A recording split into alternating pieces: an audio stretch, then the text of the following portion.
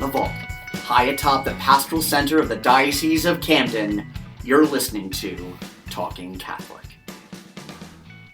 Hi, everyone, and welcome to another episode of Talking Catholic. I'm Jen Morrow, and with me, as always, is Mike Walsh. Hey, Jen, how are you? I'm good. How you doing, Mike? Very good, actually. This has been a good week. This is going to be a unique episode. So we're recording the front half, actually the front 19 minutes in the vault. But we actually got to do something we haven't had an opportunity to do in a while. We drove out to one of our parishes and recorded remotely. That was a lot of fun. That was my first remote show, so I was really excited about it. And the first time you had been to Hammonton at the parish? Actually, the first time I've been to Hammonton, except maybe to drive through it. So I was really excited to get out there and check out a new area, especially since I've heard so many great things about the parish and the area. Yeah, and I made sure to take you to one of the famous haunts in Hammonton afterwards. We went to Rocco's and had a wonderful meal on the, was it the Feast of St. Joseph we were there? It was... No, it wasn't. No, it wasn't. It was the Feast of the Annunciation. That's right. So that's why we were allowed to eat meat, because it was a solemnity. That's right. There you go. Because I was not going to deny you the opportunity to have any good Italian food. We had a great meat plate. Oh, that was good. What do you call that? A charcuterie. There you go. I don't think they called it that, but it was called something else. But anyway, we had a great meal in Hammonton, which, to our longtime listeners, you've heard me speak about Hammonton and the great food and the great town that it is. So I'm once again reminded that I'm right. It's a great place for great food. So once again, I am again correct. For those of you keeping tally at home, that is 1 million times Mike has been correct. But 1 billion times I've been wrong. So it averages out. Oh, it averages out. Yeah. Anyway. So it was we had a good time down there, and so that interview will follow our introduction right now, but it was a good time. We had a nice conversation with everybody. They're doing a lot of great stuff down there, so definitely stay tuned for that.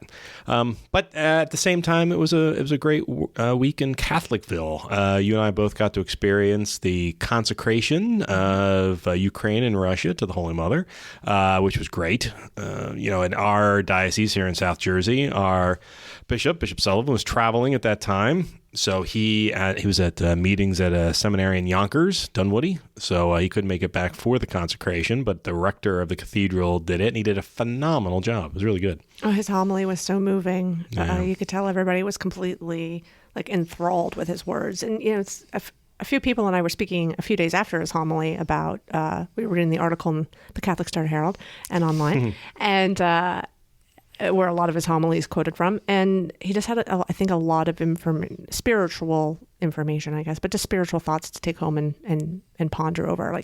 Because it was the Feast of the Annunciation, he was talking a lot about how, every single day we, as individuals, have the opportunity to follow in Mary's footsteps and say yes to God or repeat her fiat. Yeah. And then he was saying that it's every day, like I said, we have the chances to repeat her yes, and then to figure out what it is that the Lord wants of us. Yeah. And that task never changes, that what God wants of us is always to do the will of God for the world.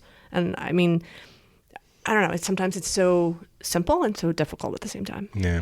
And he was very emphatic, actually, in his homily. He was, he reminded us that it's our duty, and not in a, sort of resigned spirituality, as in a strength of character. That if things like this fall on us as people of goodwill to make positive change happen, even in terrible situations where it might feel like we don't have a role to play in a situation like what's going on in the Ukraine, but even the things we do at home, the things we do in our community, the things we support, make a difference in things on a global scale, particularly if we're all working in unison on that. I should also say you had, related to the Ukraine, you had a wonderful experience down in Summers Point as well. You met someone who was in Poland during all of this. I did. A few days later on Sunday, so the consecration was on a Friday. So on Sunday afternoon, I went down to Summers Point, to the parish there, St. Joseph's. A sister, Sister Celeste, she had just returned from Ukraine.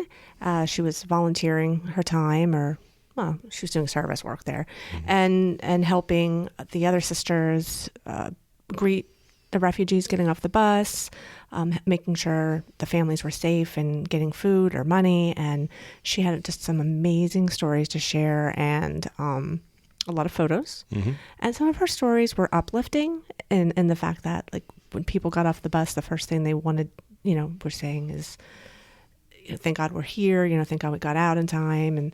And then there were other stories that were just heartbreaking. Like she was explaining that when the trains pulled in, I said the bus, I meant the trains. When the trains pulled in, they were just piled with people. A lot of people who couldn't even use the bathroom because the aisles were so full that the bathroom was blocked. So imagine being on a train for 3 days with all that. But in the meanwhile, when you get off, all you have is a bag, like a plastic bag full of whatever you could grab at the last minute. And that's your belongings from now on until you go home, if you get to go home. Yeah.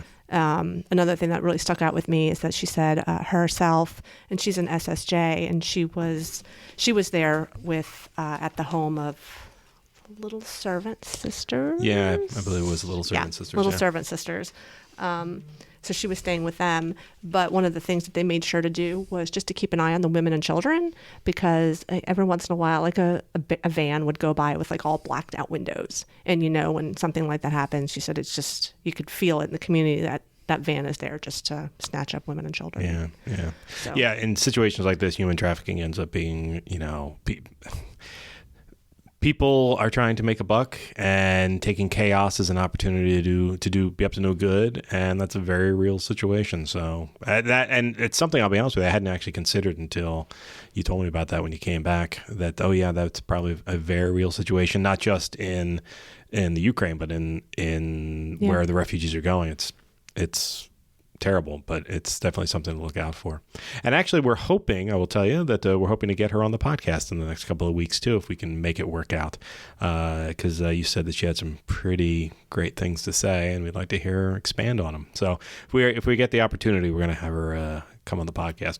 We also hope, I should say, and we haven't told him this yet, but we hope to have our dear friend and regular contributor to the newspaper, Mike Canaris, on sometime soon to talk about the changes in the Curia that Pope Francis released this week. Mm-hmm. So we're going to do a deep dive on that. However, in the interim, if you'd like to read more about that, by all means, check out the Catholic Star Herald. We have a very long article on it. It's great.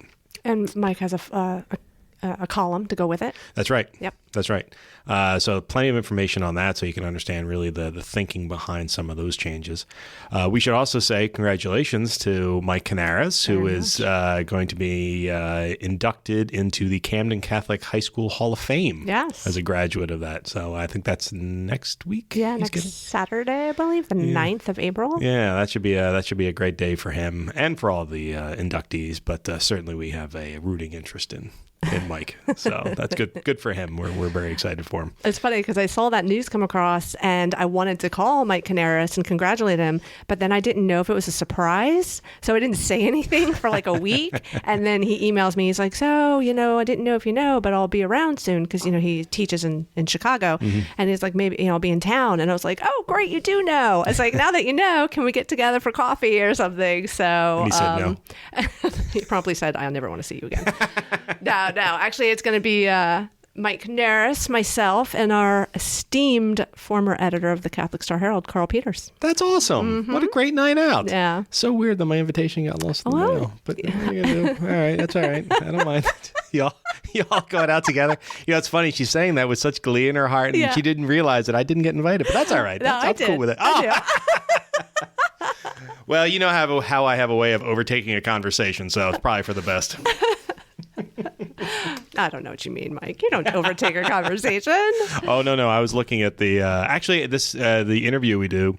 So for our listeners, when I edit the podcast all together again, it shows up graphically on my screen, and you can tell who spoke the most by the graphs that are formed by the sound and stuff like that. And too often than not, I have to admit that my voice is it's used far too often on the podcast, and I am working on that. And this week, actually, we do a good job because Father David Rivera, who's one of the people we interview in a few minutes, He did a great job of explaining some of the great community work that parish in Hammonton is doing to reach out to the community, both the parish community and the community at large. So it's a great interview, and I do hope that you'll stay and listen to it in about 8 minutes or so. But yeah, no. So it's so we're excited about Mike, and just a lot of great things going on. I had. Some people might know that I actually head a secretariat in the Diocese of Camden. So we had our secretariat's meeting with the bishop today. It was about 7 of us. 8, probably 8. Let's go with 8. And just start making up numbers. That's all right. For those who don't understand what a secretariat is, maybe you can explain. So secretariats are basically like it's divisions of the diocese. There are many.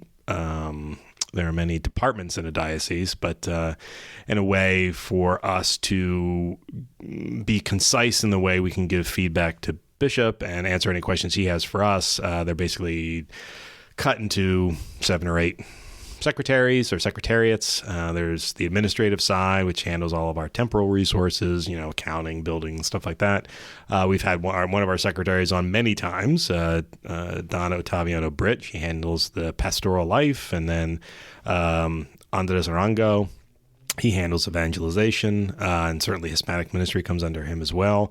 One of our frequent guests is Mr. Kevin Hickey. He handles sort of the social justice aspect, which includes Catholic Charities, but many other things. Mm-hmm. Deacon Jerry Jobelanowski, his handles healthcare. He leads Vitality, but there are other healthcare services that end up falling under him. And then we have Dr. Bill Watson. Wow, we've had all these people on the podcast. Yeah. Dr. Bill Watson, he was there as well. He heads up the education secretariat, which includes both schools, but also religious education out of the parishes.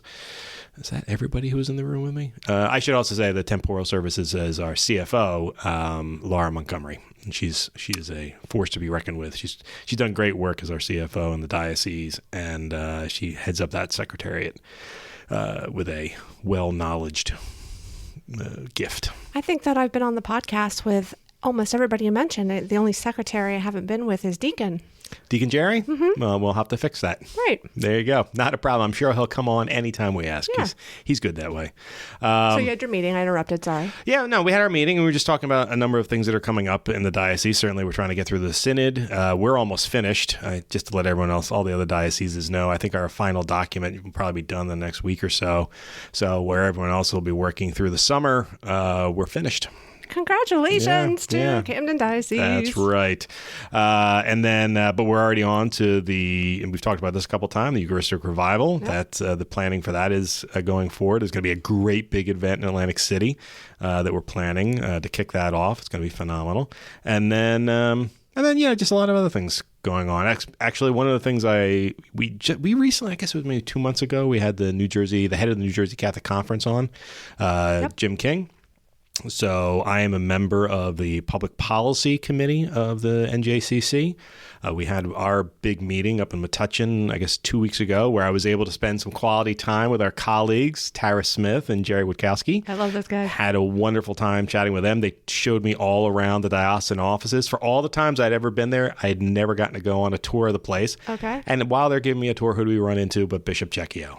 We had a lovely conversation with him as well. It was a great afternoon, actually. It sounds like it. Yeah, but I will say that the NJCC is working hard to, they are our lobbying wing of the 5 dioceses. Actually, I think we include 2 of the Eastern Rite dioceses in that as well. Mm-hmm. So it's probably 7 bishops involved altogether. But they're planning a lot of legislative work this season, particularly surrounding the budget in the state of New Jersey and how it impacts our Catholic schools and our Catholic parishes. So a lot of great work being done with that, too. So I'm hoping we can have him back on soon. I know that the Catholic Star Herald will be doing an article in the next week or so about the budget and how it affects Catholic education, especially transportation in particular. Yes. We have been speaking to some of our Catholic high school principals and some at the middle school level as well about how their students are affected by the lack of busing. So should be good. It's actually terrible. It may be one of the biggest things working against Catholic schools right now is the limited funding for. I take that back. It's not working against Catholic schools. It's working against Catholic school students, because the money related to transportation doesn't go to the schools. It goes to the kids, or it's utilized for the kids. And when that funding dries up or isn't robust enough to actually help students achieve the educational preferences, then it's a real problem. So they will be working quite hard to make sure that our students get the support that any other student in any public school would receive. So it's not like it's unfair in any way, shape, or form. It's just making sure that our students receive the same benefits that public school students have. Fair and equal, Exactly. And it's important to note that any of our listeners can make their voice heard by going to the Voter Voice tab on the NJCC website. That's right. Because you can contact your lawmakers to let them know that this issue is important to you. Yep. So just type in New Jersey Catholic Conference into the search engine of your choice, and it'll take you right there.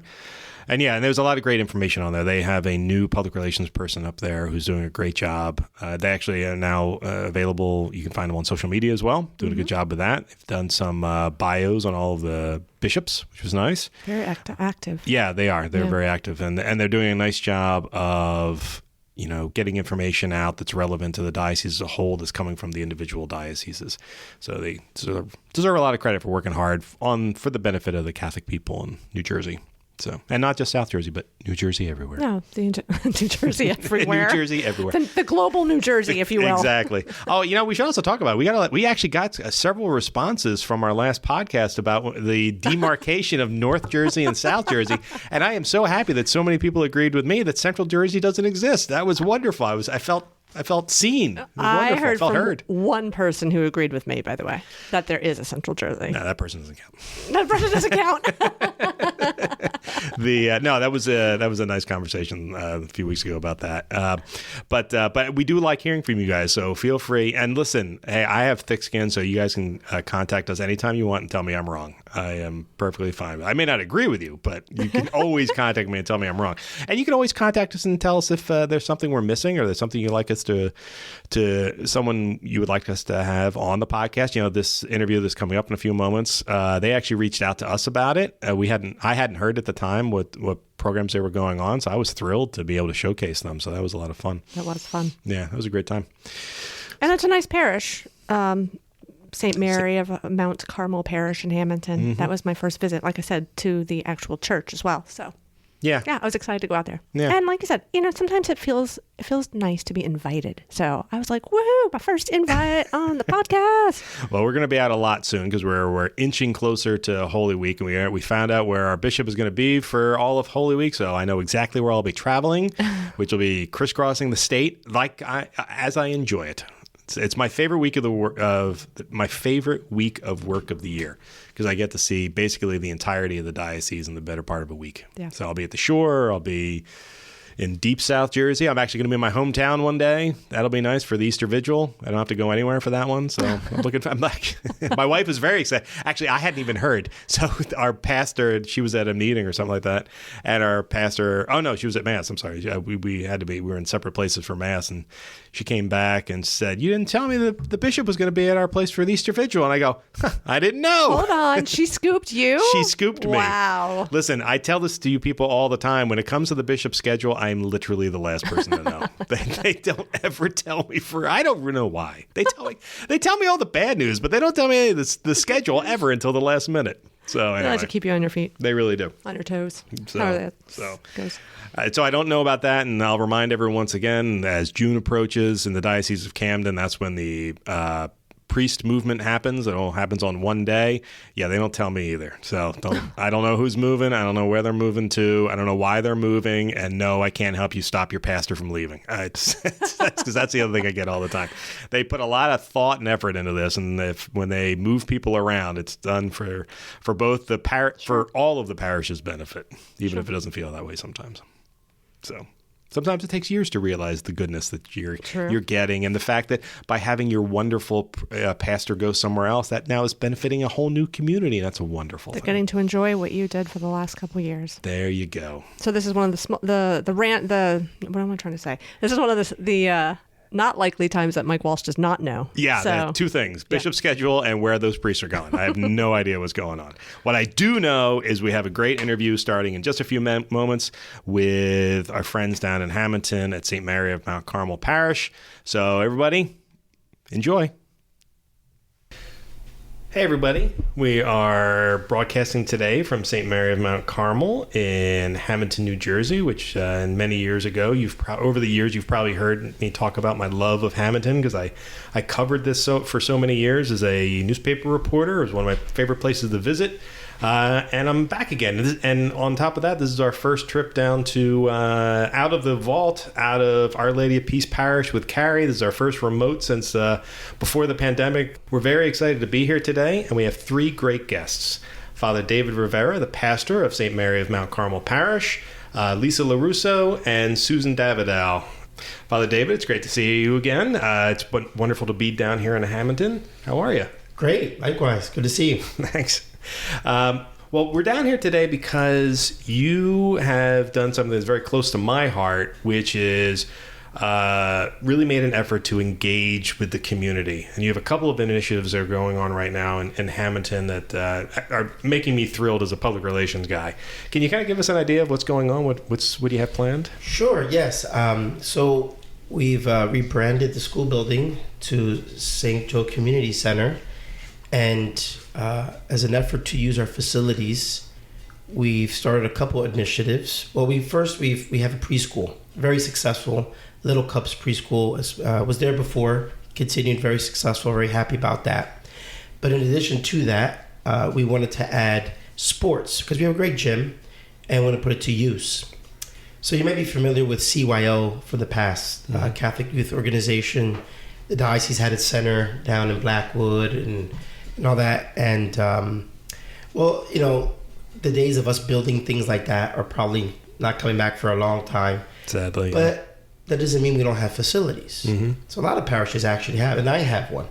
So my dear friend and very committed parishioner, Steve Salvo, we talked about starting some basketball skills training under the umbrella of Parish Youth Organization. Mm-hmm. So the PYO, right? They'll play on the CYO with the hopes of adding other sports or youth activities. Mm-hmm. Okay. So we figured let's start with basketball. It's what he knows.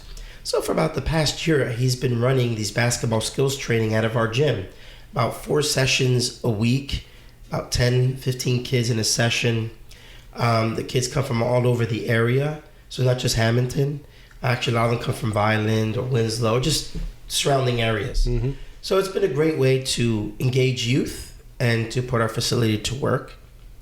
But keeping with that theme of the community center, I want to have stuff for adults. Mm-hmm. 'Cause I think they get neglected too a little bit with activities at the parish, especially on a cultural or educational level. So we're an Italian-American town historically. They're very proud of that here in Hammonton. I lived in Italy for 5 years, so the Italian language and culture is very close to my heart. And I thought, well, why don't we have Italian classes for adults? Yeah. Wow.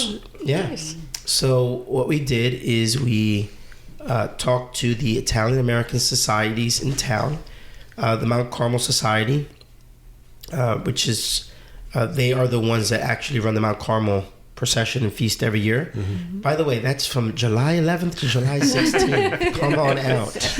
And shameless plug. It'll be here before you know it. No, there's no shame in that. We have talked about that on this podcast many times. It's definitely in the top 3 events in the diocese to come to. It's an amazing thing. It's a week long, great music, great food. I could just talk about the food, actually. The food is phenomenal. And a festival to go with it. So when the time comes, keep an eye out, listeners, because it's something that you really need to come to. Yeah, we'll post stuff, so save the date. Yeah. Even before the actual carnival arrives, we have, obviously, the novena and the prayers to Our Lady of Mount Carmel, very important. But so we approached the Mount Carmel Society, the Assumption Society, the American Sons and Daughters of Italy, the Sons of Italy, and they gave us a decent amount of money as a seed fund for the Italian classes. Mm-hmm. So that's been going out this whole year as well. We also have some of the parishioners that have talents, and we want to give them outlets for their talents. So one of our parishioners, likes to make wreaths, very nice wreaths. So she's had 2 or 3. Was it 2 or 3 sessions, Susan? This is the third one now. The third. Yeah, the first one, they were all by themes. The first one was the fall. That was, yes, before Thanksgiving. So that was Thanksgiving inspired. And then she did a nativity wreath for Christmas for the Advent season. So, and now she's doing one for Easter. Wow. Yeah. So we try to have these little activities like that. And our latest initiative, which I'm very excited to talk about because it has to do with rebuilding Catholic education in Hammonton. So this is like phase 1. Our goal is to reestablish a Catholic school up to what we would consider 5th grade. And when I say what we consider, because we're trying something different. We're going to have a Catholic Montessori school. And some people are not familiar with it. Some people are. But I got hooked on it because my friend, Father Nick Schneider, so when you study in Rome, you have classmates from all over the country. And he's a buddy of mine from North Dakota. Super smart guy, really great priest. And he had taken his failing Catholic school institution and converted it to a Montessori school, but Catholic. Yeah. And now they have 70 kids on the waiting list, and the school's full. And it's not everybody's cup of tea because it's different, you know. Sure. But it's gaining a lot of traction in this area now. Yeah. And but I went there and I experienced it myself, and just to see how the kids just were self-motivated, self-guiding. And what really got me hooked is when he said parents were coming back to church and getting engaged in the parish. And I was like, okay, sign me up. That's good enough for me. Yeah. So Lisa, who's here with us today, was a teacher here before. And not to make the story too long, but basically It's a podcast. You can go as long as you want. Don't worry about it. He's happy to come back and be our lead guide for our first section of the Montessori school. It's going to be the Montessori school is going to be called Carmel Children's House, and our first primary education level will be starting in September, and she's going to be our lead guide. Now, in Montessori, traditionally you have mixed ages. So while we're focusing on 5-year-olds, kind of focusing on being like a kindergarten, because we have a preschool already, 3 or 4-year-olds are welcome to be part of it. We're kind of focusing on that 5-year-old kindergarten age with the intention of then adding the next sections in a year or 2, depending how this all goes, right? So we want to make sure we slow but steady. So Lisa, can you tell me a little bit about the Montessori philosophy from what you've sort of put together so far? Yeah, so the Montessori philosophy is really take the lead of the child. The child is, the driving force behind their education, and they're really they learn just by doing things, and they almost teach themselves. And there's a lot of freedom of choice. There's, within limits, and they're presented the lessons, but they really take the lead in their own education. It's a fascinating concept. I have a 14-year-old, and when we were considering education, even in preschool era, there were a number of Montessori schools or style schools that were near us, and we really considered it. And I will admit that I was a little too scared to pull the trigger and go to a Montessori because I hadn't experienced it before. I was only used to traditional education, which I'm sure you are as well as a teacher for many years. Yeah. What do you think about what do you think is it with Montessori that parents are going to find interesting? I think seeing their child grow and seeing their child really, there's the practical life skills, and I think that's going to carry into their homes and just make their home life different and better, and the child really engaged in different aspects of the family that they might not have been before. And I think they're just going to see their child blossom and see them take the lead and really enjoy their education. Because the Montessori school doesn't use the traditional grade system like first grade, second grade, third grade. It's really based on what skills you develop, correct? Yeah. So it's this multi-age classroom. So I actually had a really unique experience my last year here that I had first and second grade together, and in this blended learning environment. It wasn't traditional Montessori, but it was principles of that. So there was there was time with the teacher where they were guided through their lessons, and then we had a technology component, and then their independent work time. And within each of these stations, they were taking what they learned and they were able to make choices. It wasn't, okay, everyone's going to learn this exact same thing at the exact same time, and this is the paper and pencil that you're going to use to do it. It really was, here's what you're learning, this is the goal, and show me how you learn that. Show me how you can present that in whatever way is best for you and your learning style. I will tell you, I wish I wasn't so nervous the last time, because in the years since, I've learned more about the Montessori program, and it is fascinating. I mean, it really is amazing. And I have met a number of people who have gone through it now. They're graduates of the Montessori system, and they are very well put together, very intelligent, very successful in their careers now because of the Montessori program. And so I have to give it a lot of credit, which isn't to say that traditional learning is passé in any way. Yeah, exactly. I think, so there's a lot of caricatures like that people have about the Montessori method. So Father Nick Schneider has been kind enough to zoom in with Lisa and I to do interviews about different aspects of the Montessori method. So I encourage people to visit the Carmel Children's House Facebook page, where we have the link. We have done 2 videos so far. We intend to do about 10 to 15. The first one was about the history of the Montessori method. Who's Maria Montessori? Where did this come from in the first place? And what does a classroom look like? See, in the Montessori method, they have different language for things, so they call it an environment. So what does it mean? Like, if you showed up, how would it look different maybe from a traditional educational area? Now, what is interesting, see, the method's been around for 100 years. And it's kind of begin slowly to seep into the traditional school system. So you do see a lot of aspects of Montessori in a lot of educational, so like the blended learning and what is it, what was it called? Oh, we use the Daily 5 method and the Daily 3 method, yeah. So the idea of stations and all this is Montessori inspired. I'm not saying it's strict that, but so a lot of things have kind of come into the educational system. So in an environment, you will see different areas. Everything's very nice and neat, by the way.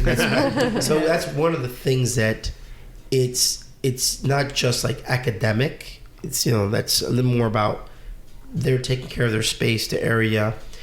So the first interview just says, what does all this mean? Why is it like this? Yeah. So we walked them through that, and Father Schneider was kind of gives a tour of his setup. So we're taking 2 classrooms. Actually, we're going to take 3 eventually. 3. And we're going to, spruce them up, remodel them, get all the proper Montessori furniture and didactic tools, because they're very specific things. So we have a very kind donor who's helping us with all that. So we're going to have like a brand new setup for this, which is great. And so if you're not trained, you might miss in understanding what's happening in the space. The second episode, we talked about that mixed age. Like, why mixed age? And so we go through that whole explanation of the different phases of learning and development, and why is it a good thing? One of the most simple things is the rest of your life is that way. Name one area of our normal lives that you're only with people your age. Right. That's a good point. And so it's a little more suited to just the way we actually live, right? And I think, it's not just like a free-for-all in terms of ages. I mean, they're clumped in very specific groupings because of the child development. And so the kids help each other. And so we talked about that, and you saw that as well, right? I did. That was one of the most fascinating things, because I was very hesitant when we combined classes, but it actually ended up being a really unique experience, and the kids grew so much from it. And they had chances to be the leaders, and they had chances to guide other students through, and they were just so proud of each other. And the younger ones looked up to the older ones, and even within the same grade level at that time, they really used each other as resources and guided each other through the process, and it was fascinating to watch. Wow.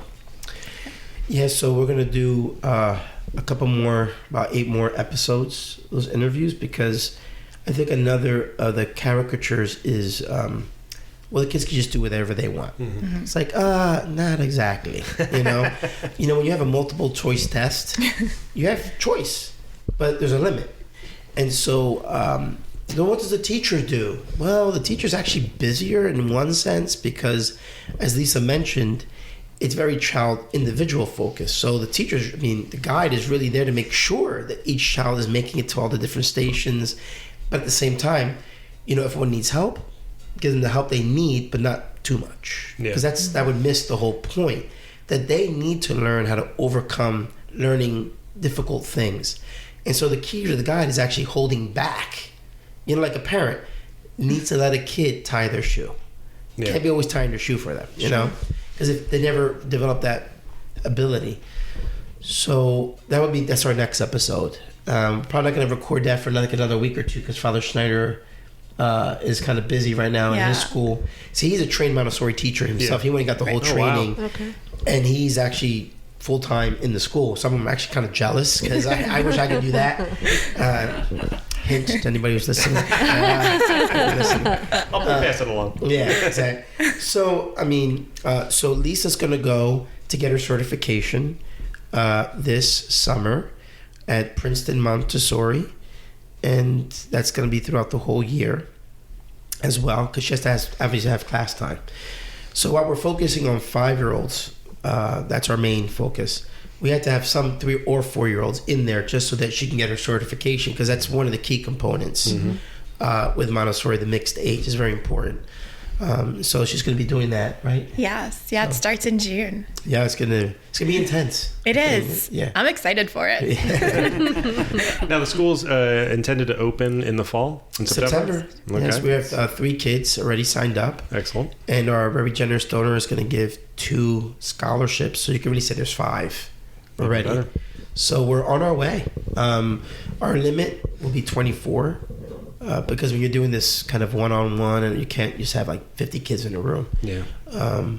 So we're on our way to get the registration there, spreading the word. We're going to actually put something in the Star Herald. Excellent. We're going to put a big ad.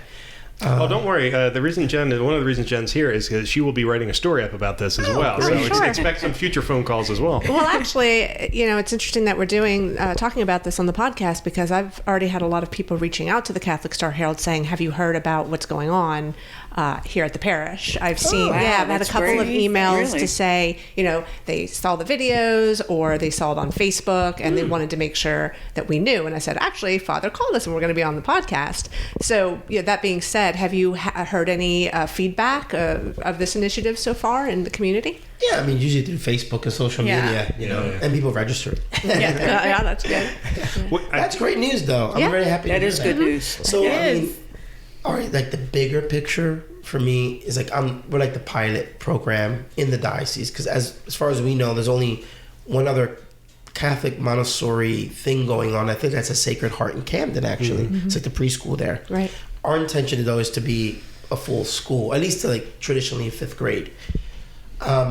If when we get to that point, it's really going well, then we'll keep going for sure. We're not going to say no, but our slow and steady wins the race. We want to make sure we build a solid foundation because we're being honest about the demographics, the reality of the world, and just not as many kids in the world as there used to be.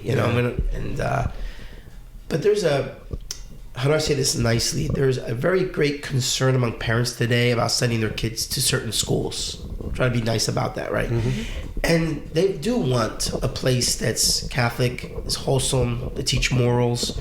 They don't have to worry about certain things being taught there, which is why people pay for a Catholic education, whether it's traditional or Montessori or whatever, right? So we want to make sure we offer that. And so if it's successful here, which it will be, that's the right. I hate to say that, it's just, the part of me is always like, okay. But the goal really is maybe to open up other ones regionally, right? And then we could be a place to help other schools say, hey, they want to explore this option, come see what we're doing. Get off the ground. Your teacher can do some time with us to get the experience. We could be somewhat like a learning center for Montessori in our diocese. That would be eventually the bigger picture goal. I would agree with you, considering, that is a major concern with people nowadays is the change in education that's occurring right now. And the fact that, that they want to be able to send their kids someplace where they know they're going to be safe, and they know they're going to be learning, and they know that there's going to be traditional elements combined with some more progressive, methodology. We're all comfortable with new ideas when it comes to methodology, but the core still needs to be a good core. And sometimes we don't see that in some school systems any longer. So the fact that you're offering that combination of good education, progressive techniques, but then the core of the Catholic faith, I would like to imagine that you're going to one day be overrun by parents wanting their children to come here. That's my hope, anyway. Well, that's absolutely the goal.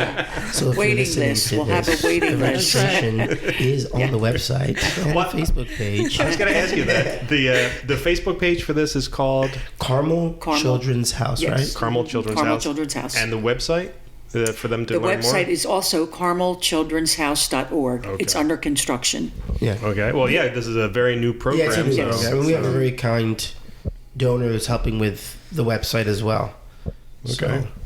So I'm curious, you were talking about your friend in North Dakota. Yes. Wasn't it Father Nick Schneider. Schneider? And you said that one of the benefits that he had seen is an uptick or an increase of people coming into church. Can you go into that a little bit? So, part of that is what's called the atrium, which is the way they teach religion in Montessori. There's also a Montessori method of doing religious education, and actually many of our parishes now are getting in that, and it's called The Catechism. Catechism of the Good Shepherd. Mm-hmm.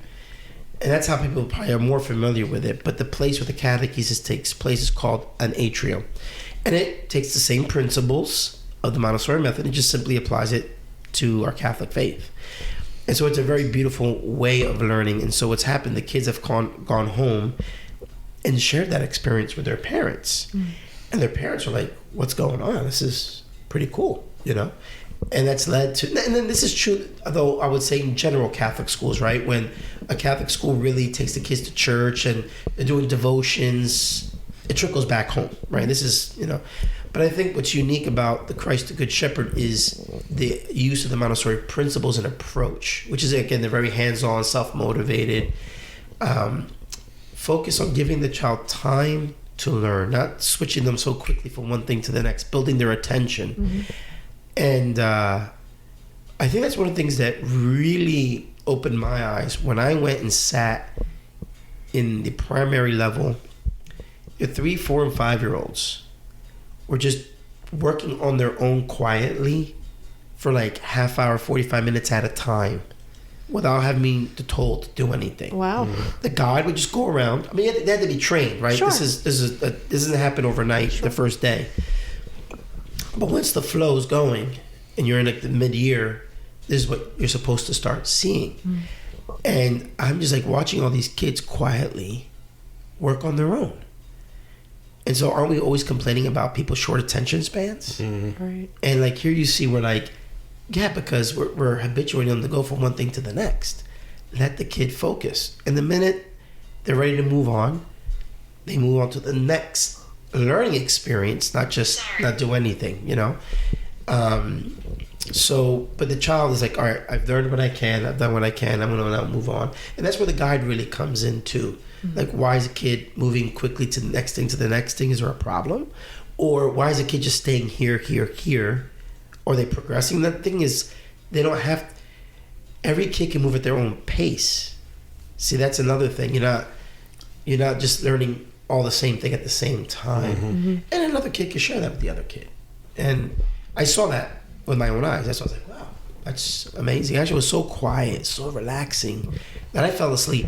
And then like I woke up like 5 minutes later, all these little kids were around me, and I felt like Gulliver's Travel, right? And they're gonna tie me up or something. And I was like, whoa, what's going on? And but it was just a very beautiful experience. Mm-hmm.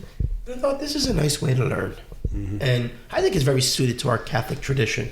Sure. And so I think the key to your question is the religious education component that is also done in the Montessori method. Mm-hmm. So I love hearing this. I mentioned this when we first started our conversation about how much I've really been impressed by everything you've been doing in the parish to sort of reach out to the community, mostly by finding a need for the resources you already have at hand, the building and the classrooms, and certainly the talent that you have with you, but also making an impact to be open to the community, to invite people in. Now, the Montessori school isn't the only thing you're doing, right? You went through a host of other things, but as well as the parish youth. Yeah, so on that one, we just had a meeting today about it, because we've been doing this for about a year, and we want to share what we're doing with other parishes, see if they want to be a part of it. Specifically with the basketball skills training, the parishioner Steve says he'd be happy to go to other parishes and help them out. And it creates a little source of income, puts their facilities to work, gets engaging the kids.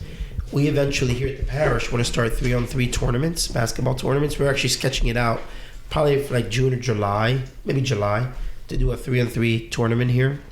And then we want to do a parish-sponsored AAU team. That's AAU is kind of like a network of sports. So yeah, there's different sports in it. And so we want to do a parish-sponsored team. And then we hope that other parishes. So, all right, we don't have CYO anymore, but when we can recreate it, not by having a centralized location, but using all our locations. Because just because some parishes don't have schools anymore doesn't mean they don't have to reach out to their kids anymore. Right. And I understand as a pastor, you're like trying to figure out how to do this. And so I think, well, we tried this here. It's working. So let's see if we get other people on board and make a little money, put the facility to use. And who knows where it'll go. Maybe one parish might want to be the softball parish. Or the basketball parish. Another one be that. And we'll just send our kids to there for softball, and their kids come here for basketball, and who knows? Right. And, maybe another parish might be interested in martial arts and offer it to other parishes, and we send our kids there. And so that's kind of like the idea to create a network, What I like about this idea also is that you're encouraging parishioners to use the skills that they have or the gifts that they might need, want to be using, and now they can use it for their parish. And especially if that grows, then you have, building, like you said, a larger community, not just of children, but of parents too. Well, this was the idea behind the community center. So we're going to start now ESL and Spanish classes. So the idea behind that is that the parent will be in the ESL class, while at the same time their kid will be in the Spanish class. So it fosters communication between parent and child. The parent is learning how to better function in this current society that we live in America, right? Yeah. They need to learn English.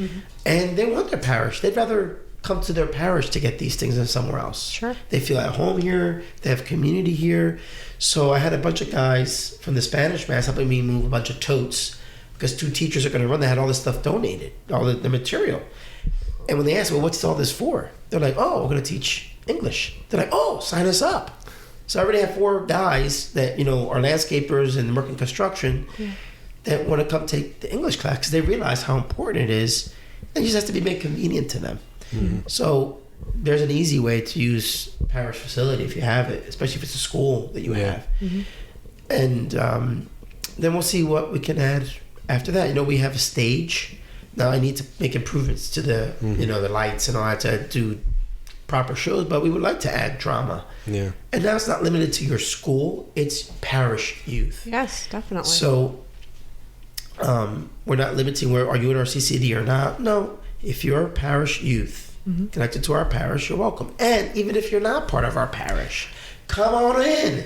Maybe you might become part of our parish. I was just thinking your parish is doing cool things. I was just thinking the exact same thing. This, as much as this sounds like great parish work, this sounds like a ripe area for evangelization too. Absolutely. But particularly with lapsed Catholics, but certainly with people who are devoid of a faith, but are seeing a strong community-focused organization like the parish reaching out and offering good content in your midst. Hammonton is if anyone is not familiar with Hammonton, it's this beautiful area in the middle of South Jersey, sort of away from everything, but in the middle of everything simultaneously. It's very independent-minded, which is why I think a Montessori school will do well here. That's a good way of saying it. I covered this place a long time. I know this place well. Passionate people.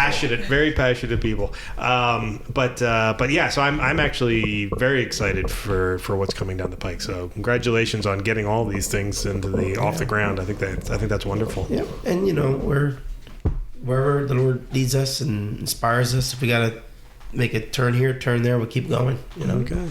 Well, we'll have in the show notes, we'll have links to everything. Certainly, you can always also go to the parish's website to find much of this information as well. Oh, I'm sorry, Susan, you want to say something? That's all right. I'm sorry. You talk about where to find more information about what we're doing. Yeah, well, yes, definitely. And eventually I'll have a lot. I'll have a lot more because I'm actually now in the process of putting a lot of wording together a copy for the site itself. Yeah. For the Montessori, So- but also the parish youth stuff, the basketball. Oh yeah, that's all in there. Anytime we have something, I'll post on. I actually created. I have a St. Joseph Community Center Facebook page, the Carmel Children's House Facebook page. Of course, we have Religious Education Facebook page, You know, I completely and we have forgot. Little Cubs Facebook page. Yeah, I forgot Give Club. Give Club. And the Give Club, yeah. So Yes. that's the parish youth social service hour club. Oh, wow. And Yes. actually, Lisa started that club. I did when the school Yeah. was open. Yeah. Yeah, tell us about that, and then I'll kind of fill in what they've been doing. It's get involved. Get involved and value volunteer. everyone. Right, value everyone. So we were just looking for a way to let all the children kind of work together because we had so many things for the older children and not really anything for the younger children, and we really wanted to get them to work together. So we opened it up from kindergartners all the way to 8th graders, and we had between 50 and 60 kids every year come out, and every month we would do a different activity, donate things to different places around communities in need. And since the school closed, a group of parents have taken it over and opened it up to the parish and all the CCD students. And Wow. they've had They do a great lot work. of kids That's a join. lot of yeah. They do kids great right work. there. We're Yeah. right now Yeah. working on Easter baskets. Yeah. That they'll be giving to the St. Paul, St. Vincent de Vincent de Paul. Paul Society, and so they'll be assembling them on April 5th, and then to bring over. They're about 150 baskets, so But they're these are- doing well. Yeah. Easter baskets for children. Yes, Right. So it's kids doing baskets for the kids. yes. I love that. They made blankets for some They made hospital. right? St. no Christopher. St. sew blankets. Christopher's. Yes. Yeah. Yeah, they did Right. that. Wow. They were part of a cleanup day in town recently. Mm-hmm. And, sometimes we get 20 kids, sometimes you get 50 kids, depending what the project is and the day is. So they've been really hustling and really pushing that. And the parents involved have been awesome. And that they meet at the grade school. I feel like whenever it's children helping other children, like that lesson really takes root because then they can, understand and say, "Oh, wow, I'm so lucky to have what I do have." Like every Sure, time I interview kids, absolutely. that's what they say. So, No, I can't neglect saying that we have 600 kids in our CCD, in our religious ed, and they use the building, right, every Sunday. And we have great summer CCD camps and Vacation Bible School. well, we have a CCD 1 week for intense CCD, and then another week for Bible camp, and we're doing 2 sessions. Wow. So that's a great activity organized by our CRE, and she does a great job with that. And our Little Cubs has obviously they're great summer camps. And last summer, as part of our PYO, we had a cooking class, and one of our parishioners is a chef. And so he taught cooking for, I think, 2 weeks. Was it 2 weeks? It was 2 weeks, yeah. Yeah. For children, it was great. Wow. Yeah, it was great. awesome. Yeah, 2 sessions. You Yeah. can sign up for one or both. Yeah. Yeah. And we had about 20 kids. Yes. Between the both Yeah. weeks, Right. come to that. Often regretted that I never moved to Hammonton, but I did recommend this as someplace you should move, Jen. You did. I've said that many times. Actually, now that they're talking about cooking classes for children, it makes me wonder. Since you love to cook, did you ever do that as a child? Did I cook as a child? Yeah. Yeah, of course. Cereal, Oh no, man! toast. Yeah. I grew up in a good household where the kids were taught to cook at a young age. So I'm still loving it every day. So I think it's a great and learning they experience. loved it. They enjoyed it. They really had a lot of fun. Yeah, Yeah. that sounds fantastic. No, seriously, this I'm so excited because this is one of my favorite towns, and I don't get to come down to it very often. But I'm so thrilled of just all the great work you're doing in the community here, Father and Lisa and Susan. It is just really, truly impressive. And what I'd like to believe, it's something that any parish, to varying degrees, could honestly do wherever they're located. A small parish, a large parish, things like this, like you were saying, can be moved elsewhere and build Yeah. off of. Yeah. So Anyway, to the three of you, congratulations. Thank you very much for inviting us down to chat with you. We're very excited. I know we will be doing lots of reporting on this in the years to come, months to come, and years to come. So yeah, I guarantee you Jen will be in contact with you often. And I will tell you this other thing, Jen, you may want to start going to their website more often because they have the best bulletin of anyone I've ever seen. It is so chock full of information. And to their credit, the bulletin, and to their credit, advertising. Thank you. It is enormous. Yeah. So I was reading it before we came down today, and I was like, wow, they are doing great work. So well done, Susan. Good job. Well, when the classroom's ready, we'll invite you down. Great. So we could take nice pictures. Absolutely. Yes. You betcha. And I wish you luck in the classes this summer. I know you're excited. Yes. Thank you so much. All right, everybody. Well, thank you very much. And to our listeners, thanks for checking us out again. And we'll be in touch again next week. See you, everybody. Thank you. Thank you. Thank you.